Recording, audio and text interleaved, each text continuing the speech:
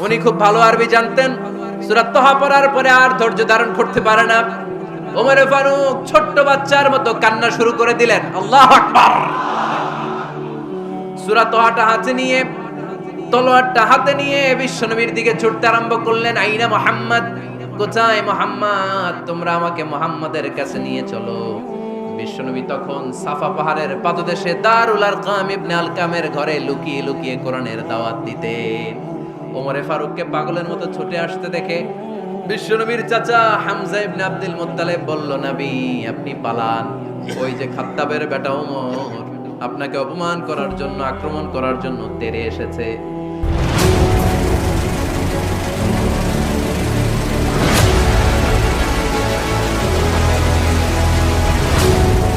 সাহাবীরা বললেন, নবী আপনি পালিয়ে যান, আমরা সামাল দেব। বিশ্বনবী বললেন, না আমি পালাবো না, বরং তোমরা সরে যাও। ওমর ইবনে আল খাত্তাবকে আমার দরবার পর্যন্ত আসতে দাও।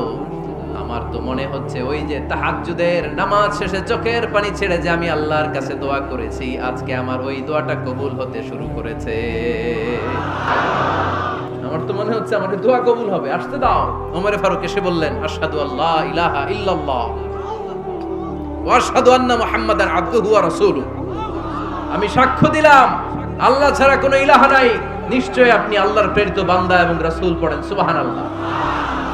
ওমরে ফারুক যখন কালিমা শাহাদা পড়ে মুসলমান হয়ে বিশ্বনবীর হাতে হাত রাখলেন, মুসলিম সাহাবীদের মধ্যে খুশি আর আনন্দের বন্যা বয়ে গেল।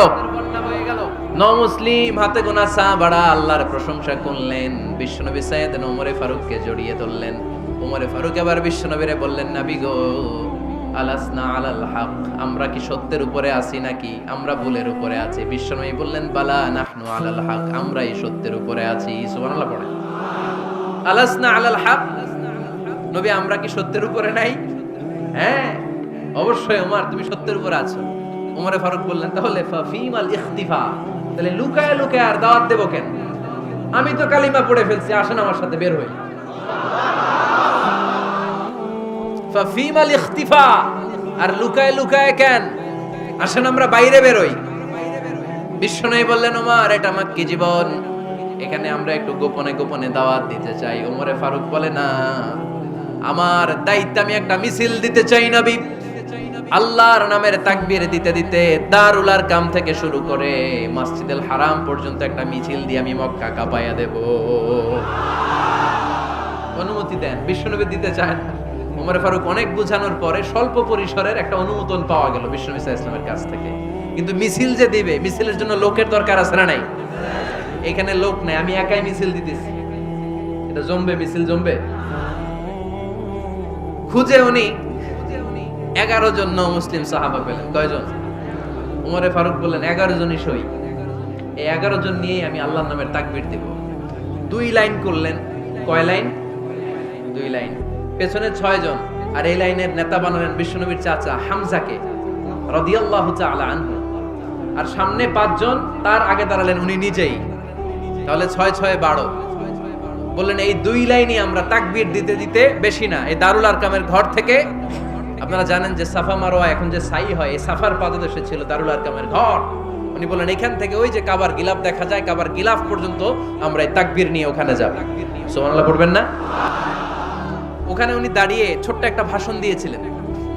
উনি বলেছিলেন, মান আরাদা আন তাসকুলা উম্মু ওয়া ইয়াতামা ওয়ালাদু ওয়া তারমিলা যাওজাতুহু ফালিয়াসুদ্দানি। খেয়াল করে শুনেন, কান দুইটা খরগোশের কানের মতো খাড়া করেন। উনি এক বাক্যের একটা ভাষণ দিলেন। ভাষণ দিতে জানলে বড় ভাষণ দেয়া লাগে না। এক বাক্যের ভাষণ দিয়ে গোটা বিশ্বকে ঝাঁকুনি মারা যায়। চিল্লায় বলো ঠিক কিনা?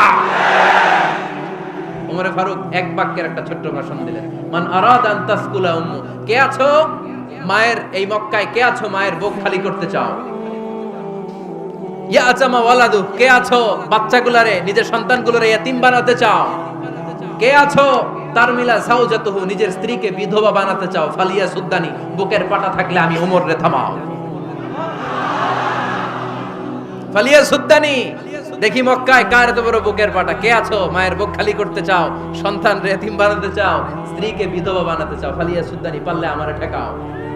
এই বলে উনি আল্লাহু আকবার, আল্লাহু আকবার, আল্লাহু আকবার বলে স্লোগান শুরু করে দিলেন।